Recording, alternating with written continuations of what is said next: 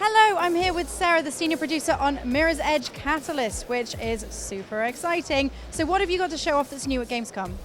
At Gamescom, we are showing one of the early main missions of the game, which is all about an infiltration mission where Faith infiltrates this building and something goes wrong and she ends up stealing some very, very important data and has to intensively escape the building.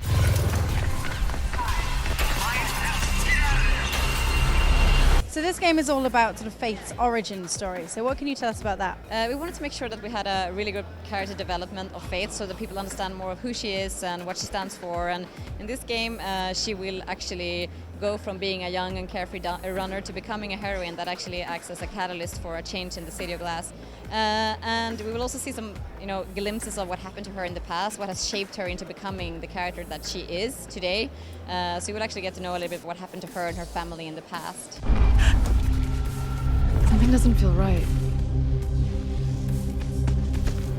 And because Faith is learning how to do parkour and develop into the person she becomes in the original game, I'm guessing you're going to be learning the ropes along with her?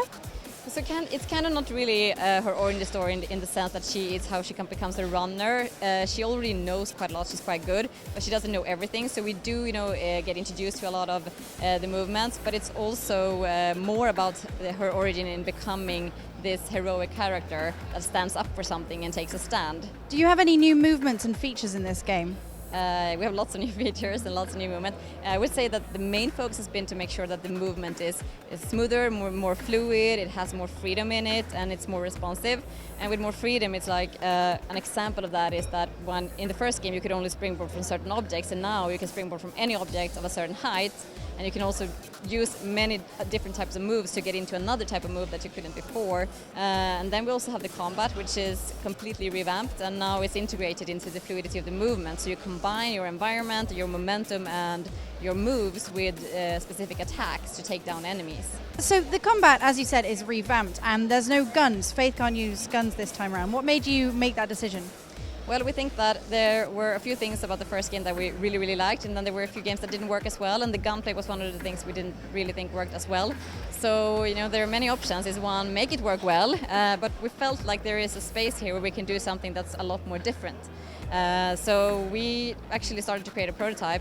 What would happen if we just worked with Faith's hand with a more martial arts inspired type of combat? And we pretty quickly found that works really well with the movement. So we started designing this system where it's all about hands, getting close up to the enemy and taking them out with your hands and feet. So the game is now much more open world than it used to be. It was very linear before, and now you can go anywhere in the city. So can you tell us a bit about that? Yeah, so we really wanted to stay away from creating a bunch of linear levels that you start and you play, and we put all our focus on creating this City of Glass. And you start with a smaller portion of it, and as you play through the game and the main story, you're going to open up more and more of it and be able to free roam and do whatever you want between the missions. Towards the end, you have all of the city like your playground. And Faith will go wherever it's natural for runners to go, and she will see both the high skyscrapers and then also the dark tunnels below the city, and there will be a lot more different environments for you than just the rooftops. Now, Faith is one of very few sort of strong female characters in video games. So what's that like, developing someone like that? First of all, I just think she's a really, really cool hero, independent of her sex. And then, that she's a woman and there's not so many of them, that's a bonus. I think that's just really cool and kick-ass, and what's so cool about her is I think that she's not using guns or superpowers. It's really about her and her characters and her body and her physical self. Okay, well, thank you for telling us a bit about the game. Thank you for having me. No worries. Guys, make sure to like and subscribe, and let me know in the comments what you're most excited about for Mirror's Edge Catalyst. See you next time. Bye.